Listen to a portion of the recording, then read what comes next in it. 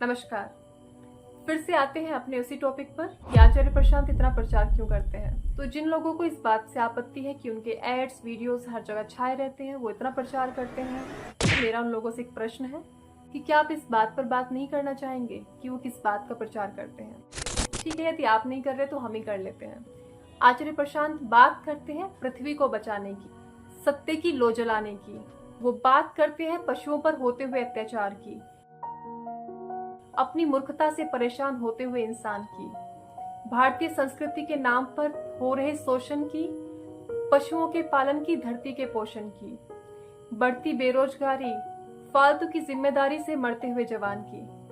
वो बात करते हैं नारी के उत्थान की, और ये सब तभी संभव होगा जब मनुष्य खुद को समझेगा, अपने बंधनों को काट मुक्ति की उड़ान भरेगा, जब बच्चा जवान बूढ़ा हर कोई वेदांत पढ़ेगा। घर घर उपनिषद और एक शिक्षित समाज, यही है आचार्य प्रशांत की आवाज। अब यदि आपको आचार्य प्रशांत से कोई समस्या है तो आपकी समस्या आचार्य प्रशांत से नहीं बल्कि एक सुधरते हुए समाज से है।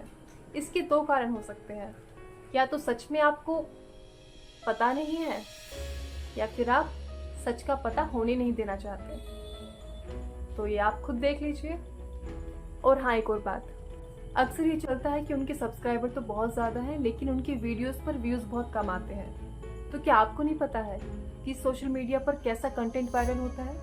ये तो गनीमत है कि आध्यात्मिक सामग्री होते हुए भी उनका चैनल इतना ग्रो कर रहा है। उनकी समझ और उनका प्रचार ही है जो अध्यात्म को इतना ऊपर तक लेकर आ पा रहा है। लोग समझ पा रहे हैं। लड्डू गोपाल से लेकर श्रीमद् भगवद गीता के कृष्ण तक की यात्रा संभव हो पा रही है। लोग मथुरा के पेड़े छोड़कर यानी शुद्ध शाकाहार अपनाकर धर्म युद्ध की असली पीड़ा को सहने को तैयार हैं। इतना दम लोग उन्हीं की वजह से दिखा पा रहे हैं। असली अध्यात्म को समझ पा रहे हैं, असली धर्म को समझ पा रहे हैं। और ऐसे में आप चाहे उनके समर्थक हो या विरोधी हो, जिस स्थिति में आज हम हैं, यानी जलवायु परिवर्तन की वजह से पृथ्वी विनाश के कगार पर खड़ी है, ऐसे में तो हमें चीज़ें शोभा भी नहीं देती हैं कि वो ये क्या कर रहा है, उसने ये बात कह दी, मुझे वो बुरी लग गई, मेरी मान्यता तो ये है, मैं तो इस जाति का हूँ, इसको मार दूंगा, वो कर दूंगा। वो तो बहुत पीछे छूट जाना चाहिए अभी के टाइम पे।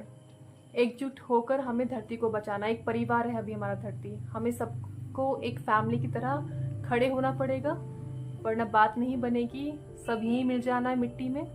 चलिए फिर मिलते हैं नेक्स्ट वीडियो में। तब तक के लिए जानते रहिएगा, समझते रहिएगा, आत्मावलोकन करते रहिएगा। धन्यवाद। आपको कितने ऐसे किस्से इतिहास में पता है जहां वो जीता जिसे सचमुच जीतना चाहिए था? जैसे मानवता का पूरा इतिहास ही झूठ की जीत का इतिहास हो। क्यों हो रहा है ऐसा? क्यों होता रहे ऐसा?